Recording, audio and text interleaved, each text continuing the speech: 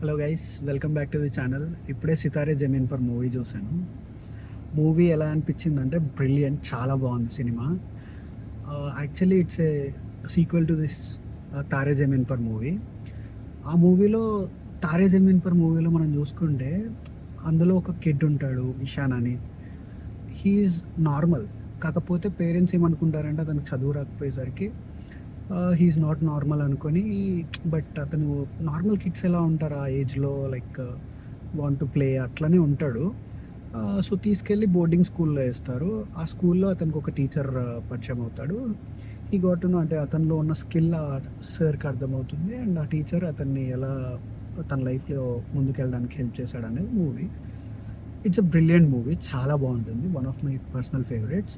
ఇప్పుడు ఈ సితారే జమీన్ పర్లోకి వస్తే it was also on the same plot అనమాట. కాకపోతే ఇక్కడ ప్రాబ్లం ఉండేది మెయిన్ ప్రొటాగనిస్ట్ ఎవరైతే ఉన్నారో మనకి ఆమిర్ ఖాన్ చేశారు. ఆమిర్ ఖాన్కే ప్రాబ్లం ఉంటుంది.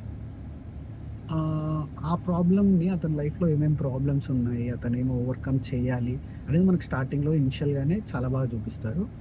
అండ్ అవి ఎలా ఓవర్కమ్ చేశాడు, ఆ ఓవర్కమ్ చేసే దాంట్లో అతను ఎవరెవరిని కలిశాడు, ఈ స్పెషల్ ఏబుల్డ్ పీపుల్ని కలుస్తారనమాట. అక్కడ ఆ సీన్స్ చాలా బాగుంటాయి.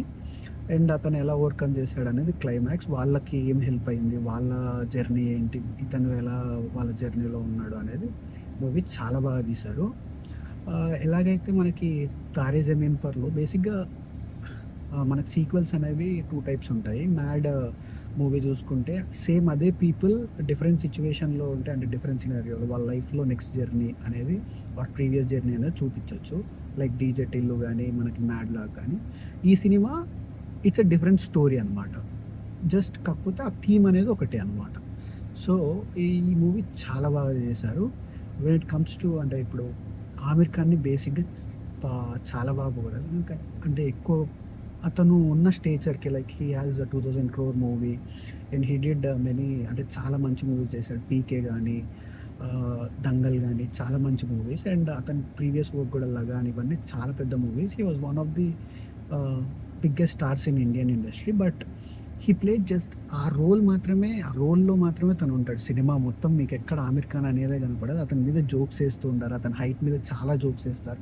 అండ్ అది మనకు లాస్ట్కి ఒక పెద్ద పవర్ఫుల్ డైలాగ్ తోటి కూడా ఉంటుంది. బట్ ఆ డైలాగ్స్ అంటే లైక్ అతన్ని డౌన్ చేస్తున్నా పట్టించుకోకుండా ఆ స్టేచర్లో ఉండి చేయడం అనేది it's really great. And one more lead actors వచ్చేసి జెనీలియా చాలా బాగా చేసింది. అండ్ ఆ స్పెషల్ ఏబుల్డ్ కిడ్స్ ఎవరైతే ఉన్నారో వాళ్ళు కూడా చాలా బాగా చేశారనమాట. Overall it's a great movie. వెళ్ళి డెఫినెట్లీగా థియేటర్లో చూడండి, మీకు కూడా పక్కా నచ్చుతుంది. And when it comes to the review, cinema ఎలా ఉందో చెప్పాలంటే it's really great, worth your time. So cinema థియేటర్స్లో చూడండి. 5 out of 5 movie. And lead actors performances వచ్చేసి అందరి పర్ఫార్మెన్సెస్ చాలా బాగున్నాయి. అందరికీ 5 out of 5. అండ్ మ్యూజిక్ వచ్చేసి బేసిక్గా మనకి అర్జిత్ సింగ్ ఒక ట్రాక్ పాడతాడు. ఆమిర్ ఖాన్ అండ్ అర్జిత్ మనకు తెలుసు, చాలా బాగుంటుంది. ఈ సినిమాలో కూడా చాలా బాగుంటుంది. అండ్ మ్యూజిక్ ఎవరు చేశారో తెలియదు, కాకపోతే చాలా బాగుంది. అంటే సినిమాకి పర్ఫెక్ట్గా సూట్ అయింది. మనకి తారే జమీన్ పర్లో కూడా ఒక ట్రాక్ ఉంటుంది, మేరీ మా అని, అది నాకు చాలా ఫేవరెట్. సో ఇందులో కూడా అలానే మ్యూజిక్కి చాలా బాగుంటుంది. అండ్ విజువల్స్ పరంగా ఓకే, చాలా బాగుంది, పర్లేదు. ఈ సినిమాకి ఎంతవరకు కావాలో అంతవరకు పెట్టారు.